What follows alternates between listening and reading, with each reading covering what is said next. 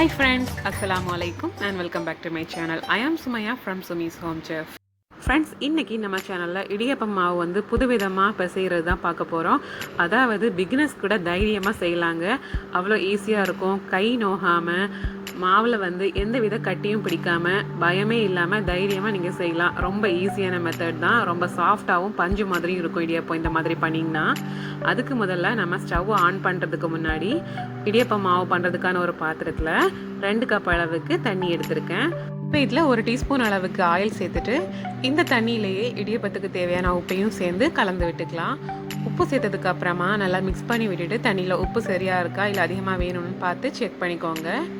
இப்போ நாம் இதில் 1.5 கப் அளவுக்கு பச்சரிசி மாவு வறுத்தது, அதாவது இடியப்ப மாவு சேர்க்க போகிறோம்.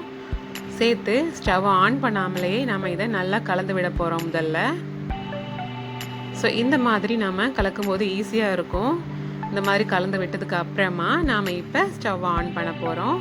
இந்த மெத்தடில் மட்டும் நீங்கள் ஃபாலோ பண்ணிங்கன்னா கண்டிப்பாக வந்து பிகினர்ஸாக இருந்தாலும் சூப்பராக பெர்ஃபெக்டாக இடியப்பம் செஞ்சு முடிச்சுக்கலாம். ஸோ இப்போ வந்து ஸ்டவ்வை ஆன் பண்ணியாச்சு. ஆன் பண்ணிவிட்டு நம்ம பாத்திரத்தை ஸ்டவ்வில் வச்சுக்கலாம். வச்சுட்டு மீடியம் ஃப்ளேம்லேயே வச்சுக்கோங்க. அதாவது ஹை ஃப்ளேம்லேயும் இல்லாமல் லோ ஃப்ளேம்லேயும் இல்லாமல் நடுத்தரமாக வச்சுக்கோங்க. இந்த மாதிரி வச்சுட்டு நீங்கள் இப்போ மிக்ஸ் பண்ணிகிட்டே இருக்கணும். இந்த மாதிரி, அதாவது மாவு வந்து நல்லா வெந்து திக்காகி வரும். ஸோ அந்த மாதிரி வர்றது வரைக்கும் இந்த மாதிரி நீங்கள் கலந்து விட்டுக்கோங்க. பட் நான் இங்கே வந்து புதுசாக இடியப்பம் பண்ணுறவங்களுக்கு, அதாவது பிகினர்ஸ்க்கு வந்து நான்ஸ்டிக் பேன் தான் வந்து ரெக்கமெண்ட் பண்ணுவேன். ஏன்னா அதில் தான் அவங்களுக்கு கொஞ்சம் ஈஸியாக இருக்கும். பட் நான் இங்கே நார்மலான ஒரு பாத்திரத்தில் தான் பண்ணுறேன். ஸோ இதில் வந்து நீங்கள் பார்த்தீங்கன்னா மாவு வந்து திக்காகி வந்துட்டு இருக்குது, கிளியராக தெரியுது பாருங்கள்.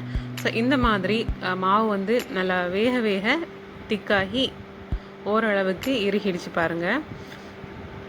இதை இன்னும் ஒரு 2 மினிட்ஸ்க்கு லைட்டாக இந்த மாதிரி ஸ்டவ்வில் வச்சு லோ ஃப்ளேமில் வச்சு நீங்கள் வேக வச்சு எடுத்திங்கன்னா அவ்வளோதான், நம்மளோட மாவு வந்து சூப்பராக பர்ஃபெக்டாக தயாராகிடுச்சு. ரொம்ப ஈஸியாக செஞ்சு முடிச்சாச்சு இடியப்பத்துக்கான மாவு. இதை நீங்கள் திரும்ப வந்து கையால் எடுத்து பிசையணுங்கிற அவசியமே இல்லை. கட்டியே இல்லாமல் அடிப்பிடிக்காமல் ரொம்பவே பர்ஃபெக்டாக நம்ம வேக வச்சு எடுத்தாச்சு பாருங்கள். இதை நான் இப்போ கரண்டியாலேயே லைட்டாக இந்த மாதிரி உருட்டி எடுத்து வச்சுக்கிறேன். பாருங்கள் எவ்வளோ சாஃப்டாக சூப்பராக எந்த வித கட்டியும் இல்லாமல் ரொம்ப பர்ஃபெக்டாக வந்திருக்குதுன்னு. இப்போ நாம் இதை இடியப்ப அச்சில் வச்சு புளியறதுக்கு ஆரம்பிக்கலாம். பொதுவாக இடியப்பம் பார்த்திங்கன்னா இட்லி தட்டில் குட்டி குட்டியாக கூட செஞ்சுக்கலாம், இல்லைனா இந்த மாதிரி பெரிய தட்டில் பண்ணிக்கலாம். இந்த இடியப்பம் ஒட்டாமல் இலகி வர்றதுக்காக லைட்டாக ஆயில் அப்ளை பண்ணி விட்டுட்டு இந்த மாதிரி தேங்காய் வச்சுக்கிறேன். தேங்காய் வந்து கம்ப்ளீட்லி ஆப்ஷனல் தான். தேங்காவோடு சேர்ந்து இந்த இடியப்பம் வேகும்போது நல்ல ஃப்ளேவராக இருக்கும் தேங்காய் வாசத்தோட. அது மட்டும் இல்லாமல் சீவ் பண்ணி சாப்பிட்றதுக்கும் ரொம்ப நல்லா இருக்கும். அதுக்காக தான் சேர்த்துருக்கேன். ஸோ ஃப்ரெண்ட்ஸ், ரொம்ப ஈஸியாக புளியறதுக்கு வருது பாருங்கள். எந்த வித கட்டியும் இல்லாமல் ரொம்ப சிம்பிளான மெத்தடில் நம்ம மாவு ரெடி பண்ணதுனால. நார்மலாக இடியப்ப மாவு பிசைகிறதுனா பாயிலிங் வாட்டரை வந்து மாவில் விட்டு மிக்ஸ் பண்ணி எடுப்பாங்க. அப்படி பண்ணும்போது ஒருவேளை வந்து மாவு சில இடங்களில் வேகாமல் இருக்கும், சில இடங்களில் மட்டும் வெந்திருக்கும். அந்த மாதிரி நம்ம மாவு பிசைஞ்சு வேக வச்சு எடுக்கும்போது இடியப்பம் வெந்ததுக்கு அப்புறம் கூட பச்சை மாவு மாதிரி பொடிஞ்சு போயிடும். பட் இந்த மெத்தடில் நீங்கள் ட்ரை பண்ணிங்கன்னா எல்லா பக்கமும் ஈவனாக குக் ஆகிறதுனால ரொம்பவே பெர்ஃபெக்டான பஞ்சு மாதிரியான இடியப்பம் நாம் செஞ்சு முடிச்சிக்கலாம். ஸோ பிகினர்ஸ்க்கும் ஈஸியான மெத்தட். இது வரைக்கும் நீங்கள் ட்ரை பண்ணதில்லைன்னா இந்த மெத்தடில் நீங்கள் கண்டிப்பாக ட்ரை பண்ணி பாருங்கள். அவ்வளோதான், நம்மளோட சூப்பரான இடியப்பம் ரொம்பவே பெர்ஃபெக்டாக தயாராகிடுச்சு.